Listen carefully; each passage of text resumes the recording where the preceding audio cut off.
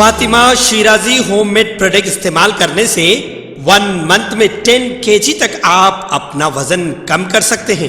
سب سے کم دام میں ویٹ لاس کا طریقہ ہمارے یہاں موجود ہے، وہ بھی no side effect, no diet, no exercise کے ساتھ۔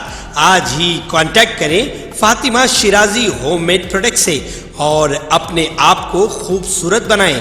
Fatima Shirazi home made product, golden heights colony, pillar number 213، Rajendra Nagar, Hyderabad, 8142877400۔ Congress کے سینئر لیڈر و سابق وزیر محمد علی شبیر نے وزیر آئی ٹی و انڈسٹری کے تارک راما راؤ کی جانب سے ریاست کی فی کس آمدنی میں 125% اضافہ ہونے کے دعوے کو مذائقہ خیز قرار دیا اور ان اعداد و شمار کو جھوٹے اور بے بنیاد بھی قرار دیا اور کہا کہ چیف منسٹر KCR کی دہلی میں موجودگی کے پس منظر میں میڈیا کو جھوٹی اطلاع دی گئی ہے۔ سابق وزیر نے میڈیا کو ایک بیان جاری کرتے ہوئے کہا کہ KTR کا دعویٰ جھوٹا ہے، اس میں کوئی سچائی نہیں۔ اعداد و شمار سے چھیڑ چھاڑ کرنے کی TRS حکومت عادی ہو گئی ہے۔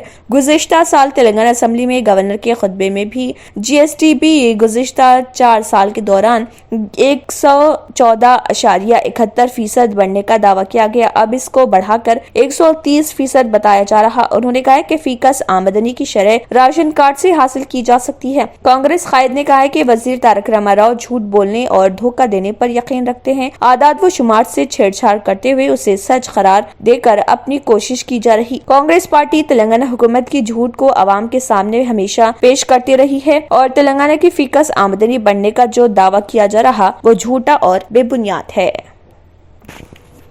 ریاستی وزیر فائنانس ہریش راؤ نے کہا ہے کہ کارپوریٹ طرز سطح کے اسکولز پر سرکاری اسکولز کو ترقی دینے کے لیے حکومت کی جانب سے بڑے پیمانے پر اقدامات کیے جا رہے۔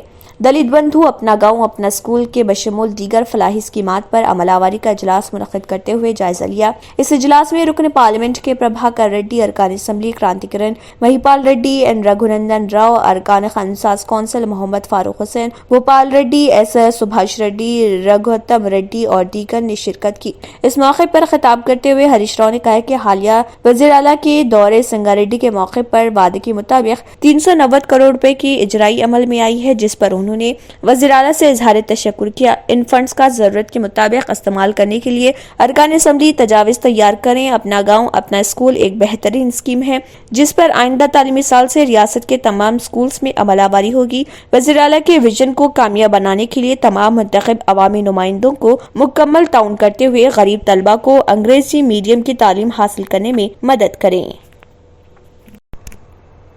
یوکرین میں میڈیسن کی تعلیم کے لیے روانہ ہونے والے حیدرآباد کے علاقے دودھ بولی سے تعلق رکھنے والے شیخ رشید الدین بحفاظت حیدرآباد پہنچ گئے، جہاں ایئرپورٹ پر شیخ رشید کے گھر والوں نے ان کا استقبال کیا اور شیخ رشید کی واپسی پر مسرت کا اظہار کیا۔ پرانے شہر کے دودھ بولی سے تعلق رکھنے والے شیخ فرید الدین کے فرزند 20 سالہ طالب علم شیخ رشید الدین یوکرین میں میڈیسن کی تعلیم کے لیے 2 ہفتے قبل ہی حیدرآباد سے یوکرین روانہ ہوئے تھے۔ شیخ فرید الدین جو گوشہ محل پولیس اسٹیشن میں ہیڈ کانسٹیبل ہے، ان کے مطابق ان کا لڑکا 6 فروری کو یوکرین روانہ ہوا تھا۔ آندھرا پردیش سے تعلق رکھنے والا جوہن نامی ایک نوجوان جو یوکرین میں میڈیسن کی تعلیم مکمل کی تھی، اس کی توسط سے شیخ رشید یوکرین روانہ ہوئے تھے اور انہیں یوکرین کے ایوانو فرانکووسک نیشنل میڈیکل یونیورسٹی میں داخلہ دلایا گیا۔ ان کے یوکرین پہنچنے کے بعد سے یوکرین کے حالات خراب ہونے لگے اور روس نے یوکرین کے کئی علاقوں پر بمباری شروع کر دی۔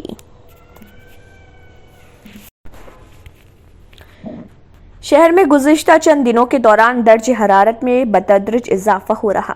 شہر میں درجہ حرارت 37 ڈگری سیلسیس ریکارڈ کیا گیا، جبکہ رات کے اوقات میں شہر کے درجہ حرارت میں قابل لحاظ کمی محسوس کی جا رہی۔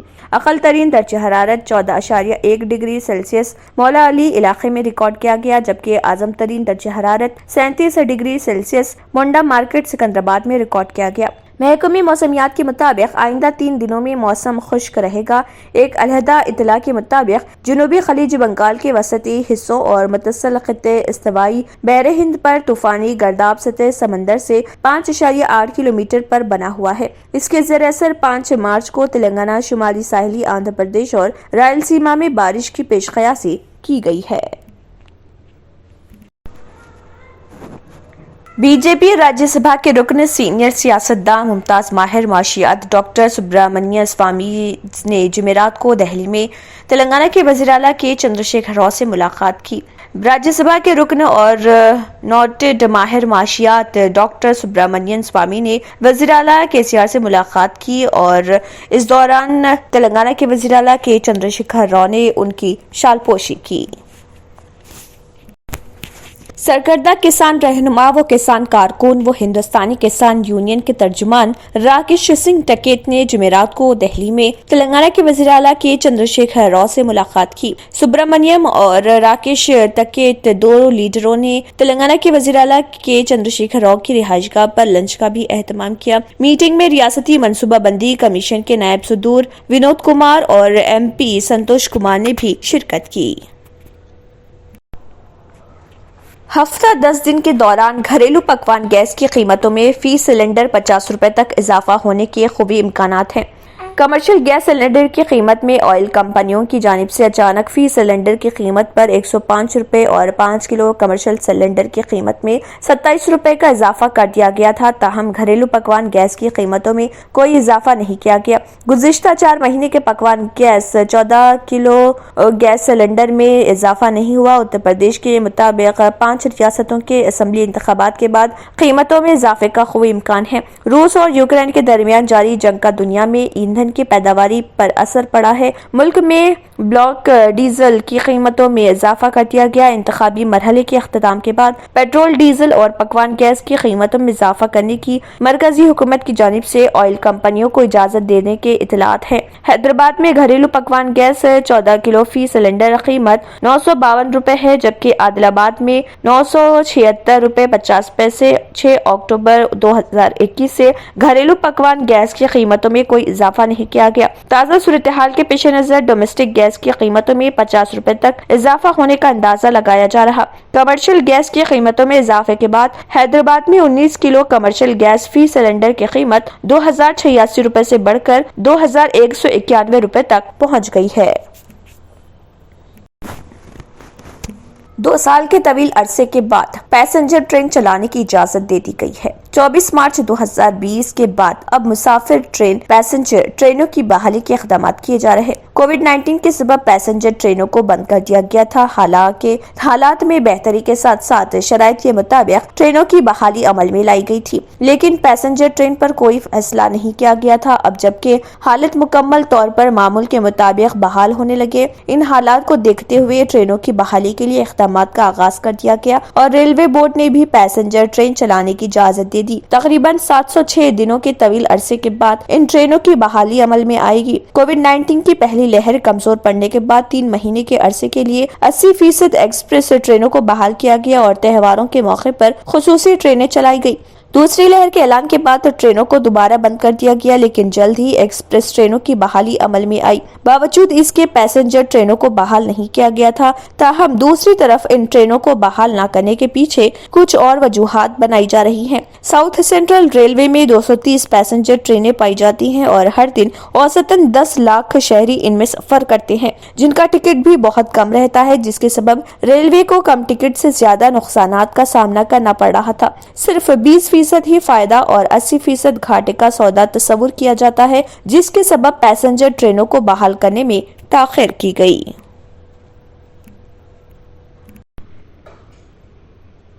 बखारिस्ट से हिंदुस्तानी फजाइया IAF C-17 की चौथी परवाज जुमेरात को सुबह 8:15 पर गाजियाबाद के हमदन एयरबेस पर उतरी। यहां एक दिफाई एहलकार की रिलीज के मुताबिक कुल 180 मुसाफिर, जिनमें ज्यादातर तलबा थे, सवार थे। ये परवाज हुकूमत हिंद की ऑप गंगा के नाम से बड़े पैमाने पर एयरलिफ्ट की कोशिश का हिस्सा है। अब तक IAF हंगरी, पोलैंड और रोमानिया से कुल 798 मुसाफिरों को वापस लाया है। वज़ीर दिफा अजय भट्ट यूक्रेन से इन हमसाया मुमालिक में जाने वाले मुसाफिरों को वापस लाने के लिए तारमिक पर मौजूद थे। जुमेरात को IAF कोशिश के लिए यूक्रेन के पड़ोस में मुख्तलिफ मुकामात पर 3 मजीद परवाजें चला रहा। ज़राए ने बताया कि IAF की तीनों परवाजें C-17 मिलिट्री ट्रांसपोर्ट हवाई जहाज का इस्तेमाल करते हुए की गई है। اگر آپ نے ہمارے چینل کو ابھی تک سبسکرائب نہیں کیا ہے تو یہاں پر ریڈ کلر کا سبسکرائب بٹن دکھ رہا ہے، اسے کلک کریں اور ہمارے چینل کو سبسکرائب کیجیے اور ساتھ ہی ساتھ بیل آئیکن کو بھی کلک کیجیے، جس سے آپ کو تازہ اپڈیٹ ملتی رہے۔